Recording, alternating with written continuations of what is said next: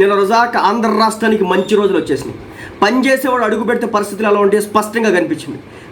BPCL 50 కోట్లతో ఆంధ్ర రాష్ట్రంలో chemical రిఫైనరీని తీసుకురాబోతున్నట్లుగా ఒక వార్త అయితే సర్క్యులేట్ అవుతుంది.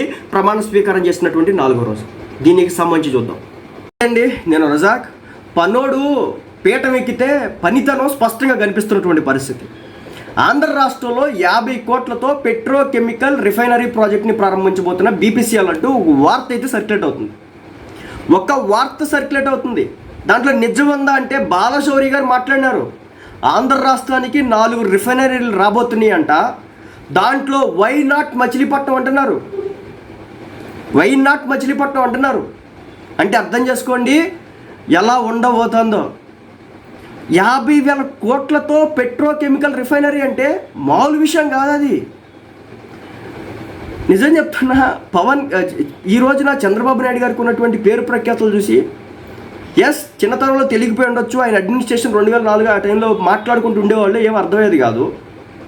బట్ 2014లో కొంచెం పొల్యూట్ అయినారు నాయకుల ద్వారా, చుట్టూ ఉన్నటువంటి నాయకులు. కానీ 2019లో ఆయన పరుగులు పెట్టిస్తున్నటువంటి విధానం గవర్నమెంట్ ఎంప్లాయీస్కి చాలా చంద్రబాబు నాయుడు గారు అంటే బేసిక్ ఇష్టం ఉండేది కాదంట. ఎందుకంటే ఆయన ఆ స్థాయిలో వాళ్ళని వృద్ధ వదిలేసేవాడంట. అలాంటి వ్యక్తి కంపెనీలు తీసుకురావడంలో బావులుగా ఉండదు వ్యవహారం. ఈరోజున హైటెక్ సిటీ అంటే చంద్రబాబు నాయుడు గురించే మాట్లాడుకున్న పరిస్థితి. ఇదంతా ఎందుకు చెప్పాల్సి వస్తుందంటే కంపెనీలు ఆంధ్ర రాష్ట్రంలో అడుగు పెట్టబోతున్నాయి అంటే పెట్టబోతున్నాయి, భయంకరంగా పెట్టబోతున్నాయి. 50,000 కోట్లతో నిన్నగాక మొన్న ప్రమాణ స్వీకారం చేస్తే 50,000 కోట్లతో హింట్స్ వస్తున్నాయి అంటే అర్థం చేసుకోవచ్చు. వస్తాయా రావని చెప్పేసి మీరు అడగొచ్చు. అమరావతిలో ఒకసారి చూడండి, 200 జేసీబీలతో ఉన్న తుక్కు మొత్తం తుడిపించేశారు.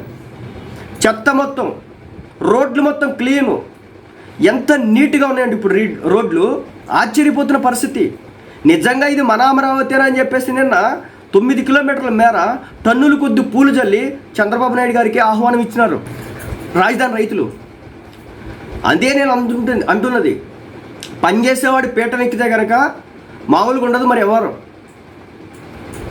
ఈ రోజున మంత్రివర్గం ప్రకటించిన తర్వాత పరిస్థితులు చూస్తుంటే అత్యద్భుతంగా ఉంది. ఫారెన్కి సంబంధించినటువంటి కొంతమంది డెలిగేట్స్ చంద్రబాబు నాయుడు గారు ప్రమాణ స్వీకారం చేసిన తర్వాత వాళ్ళు ఆయనకు శుభాకాంక్షలు చెప్తున్నారు.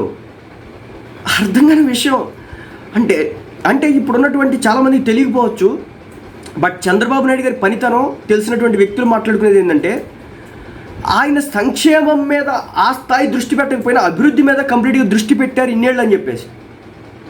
అమరావతి స్ట్రక్చర్ గురించి నేను మాట్లాడిన సందర్భంలో చెప్పిన విషయం ఏంటంటే ఆయన అండర్ గ్రౌండ్ చేస్తున్నటువంటి డ్రైనేజ్ సిస్టమ్ ఏదైతే ఉందో అది ఇప్పటికి కాదు 2047 2050కి వెళ్ళినా సరే అప్పటికి కూడా కొత్తగా ఉంటుంది. అంత గొప్ప ఇన్వెన్షన్తో ఆయన తయారు చేపిస్తున్నాడు, రూపకల్పన జరిగిందని చెప్పేసి నాకు చెప్పినటువంటి పరిస్థితి. కంపెనీలు ఆంధ్ర రాష్ట్రంలో ఎగబడబోతున్నాయి.